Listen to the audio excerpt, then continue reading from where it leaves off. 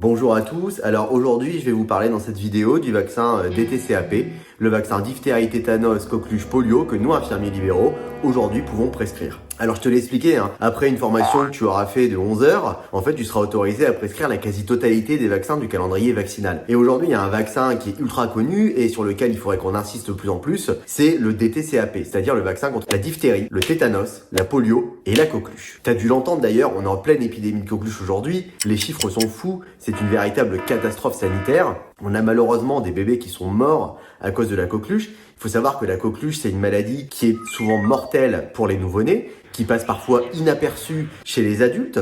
Et c'est là en fait où ça devient dangereux, c'est que certaines personnes en fait vont contracter la coqueluche et vont prendre ça pour une grosse bronchite ou une grosse pneumopathie, mais ils vont pas se soigner et malheureusement à un moment ou à un autre, ils vont rentrer en contact avec un bébé et c'est là où l'enfant va l'attraper. Alors aujourd'hui, avec le vaccin du DTCAP, c'est que déjà il y a un rappel à partir de 25 ans, ensuite un rappel à 45 ans, un rappel à 65 ans, et ensuite c'est un rappel tous les 10 ans, 75 ans, 85 ans, 95 ans, etc. etc. Après au bout d'un moment, malheureusement, ça s'arrête.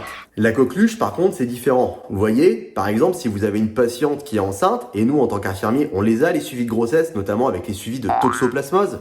On a pas mal de patientes qui nous appellent pour faire des suivis de toxo. Sachez qu'à chaque grossesse, il faut vacciner la femme enceinte contre la coqueluche. Donc vous lui faites un DTCAP. Aujourd'hui, le DTCAP, il y en a deux. Il y a le Boostrix et il y a le Repevax. Et en plus, ça ne s'arrête pas là. On va vacciner également l'entourage. Par exemple, si le mari est fort présent, n'hésitez pas à proposer la vaccination également au mari. Regardez si les statuts des enfants, si par exemple ils ont plus de 11 ans, vérifiez qu'ils soient bien à jour. Il y a un rappel aux âges de 13 ans environ, vérifiez que le rappel a bien été fait. Pareil, si vous êtes dans une famille où les grands-parents vont être fort présents, n'hésitez pas à proposer également le vaccin aux grands-parents. La coqueluche, c'est une maladie grave, on peut l'éviter grâce à la vaccination. Et aujourd'hui, notre rôle en tant qu'infirmier, c'est de faire de la prévention. Et la vaccination, c'est une forme de prévention. Aujourd'hui, ce qu'il faut savoir, c'est qu'il y a des maladies, comme par exemple le tétanos ou autre, où il n'existe pas d'immunité naturelle. Et l'immunité naturelle de la coqueluche, on peut avoir fait la coqueluche étant enfant, elle dure pas à vie. Donc les rappels de vaccins sont importants. Alors surtout, n'hésitez pas, vérifiez que vos patients soient à jour. Merci, à bientôt pour une autre vidéo.